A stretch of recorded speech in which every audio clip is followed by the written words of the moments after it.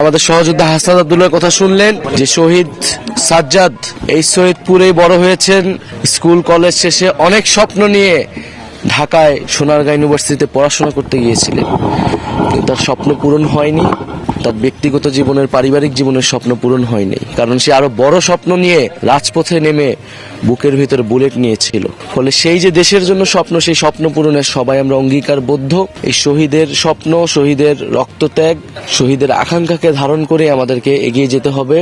আপনারা জানেন যে গতকাল রাতে ঢাকায় আমাদের জাতীয় নাগরিক পার্টির কার্যালয়ের সামনে ককটেল বিস্ফোরণ করা হয়েছে, এবং এটি প্রথমবার নয়। এই নিয়ে খুব সাম্প্রতিক সময়ে এটি দুইবার এই ঘটনাটি ঘটলো। আমরা যে সারা দেশে পদযাত্রা করছি, মানুষের মধ্যে যে উৎসাহ উদ্দীপনা আমরা দেখছি, আমাদের এই কর্মসূচিকে ব্যাঘাত ঘটানোর জন্য, ব্যাহত করার জন্য, ভয় দেখানোর জন্যই এই ধরনের কার্যক্রম করা হচ্ছে। আমরা এর আগের ঘটনা তো একটি মামলা করেছি, আমরা কিন্তু এখনো প্রতিকার পাইনি, গ্রেফতার পাইনি। প্রশাসন যদি এইভাবে নির্বিকার থাকে, একটা গণঅভ্যুত্থানের নেতৃত্ব, একটা নতুন একটা রাজনৈতিক দল, তাদের যদি এই অবস্থা হয়, আমাদের সাথে আমাদের নিরাপত্তা যদি প্রশাসন দিতে না পারে, তাহলে এই যে হাজারো শহীদ, হাজারো আহত, তাদের পরিবার, এদের নিরাপত্তা এবং দেশের আপামর মানুষের নিরাপত্তা এই প্রশাসন কিভাবে নিশ্চিত করবে, কিভাবে একটি সুষ্ঠু নির্বাচন এই পরিস্থিতিতে হবে, সেই প্রশ্ন কিন্তু আমাদের মধ্যে তৈরি হচ্ছে। ফলে আমরা মনে করি যে প্রশাসনের সেই জায়গা থেকে আরো কঠোর হওয়া উচিত।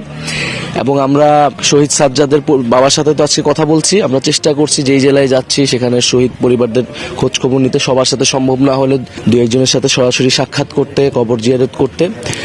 আমরা মনে করি এই যে নতুন বাংলাদেশ, সেই নতুন বাংলাদেশের কারিগর হচ্ছে এই শহীদেরা। ফলে শহীদদেরকে আমাদের ধারণ করে এগিয়ে যেতে হবে। অবশ্যই ষড়যন্ত্র আছে, পুরনো রাজনীতিকে অনেকেই টিকিয়ে রাখতে চায়। পুরনো বন্দোবস্তের রাজনৈতিক নেতৃত্ব পরিবর্তন হয়েছে, কিন্তু বন্দোবস্তের পরিবর্তন হয়নি। ফলে সেই বন্দোবস্তকে টিকিয়ে থেকে অনেকে তাদের জায়গায় আসতে চায়, তারাই হয়তো সংস্কারকে পিছিয়ে দিতে চায়।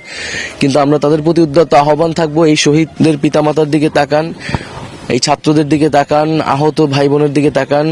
সাধারণ মানুষ আসলে পরিবর্তন চায়। এত বড় গণ অভ্যুত্থান, রক্তপাতের মধ্য দিয়েই পরিবর্তন ছাড়াই যদি আমরা সামনের দিকে এগাই, মানুষ আবারও রাজপথে নামবে, এবং এবার যদি মানুষ রাজপথে নামে, তাহলে কিন্তু আর কাউকেই ক্ষমা করা হবে না।